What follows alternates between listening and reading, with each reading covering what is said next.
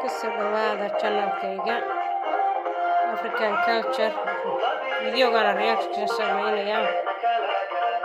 Safiya tusmo xaflad isagootina loogu sameynayo Nairobi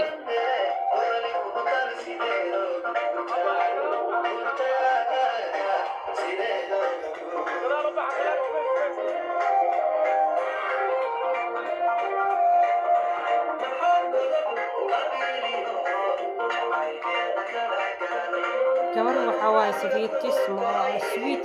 qalb wanaagsan qof wanaagsan way wiil baa guursaday Abdullaahi la yiraahdo baa loo guuri ay guursadeen jumcada tan maanta maantadan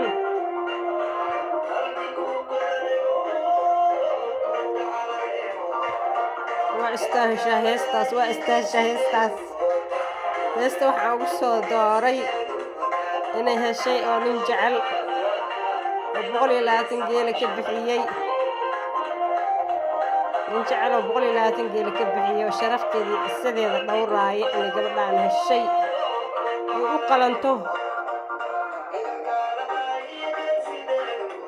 marka heestan caawa waxa waaye faystadeeda waaye gabadhaanayto Safiya tusmo caawa farxadeeda waaye gabadhin noo farxadaan rabnaa farxsan tahay nolol habbi gasho in wanaagsan hesho oo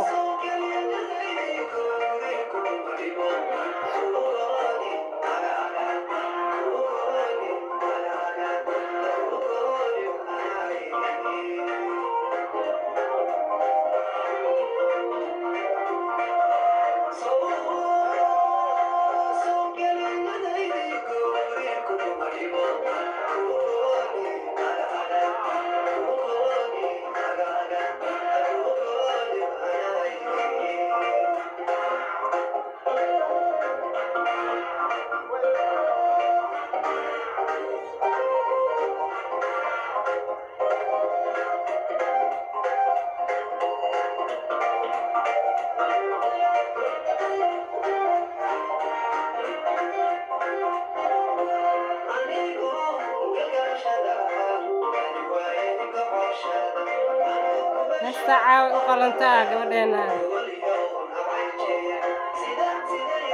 waxaan u rajaynaynaa nolol fiican oo farxad leh oo happy ah inay gasho gabar wanaagsan weeye qalbi wanaagsan weeye she's very sweet lady oo gabar wanaagsan daacad ya wallahi qof iyadoo kale lama arki karo gabadha marka ay codadkeedii warkeeda dhageysatay ninka guursaday gabadhaan caqlilow maasha allah ilaahay khayr ha iska keensiiyo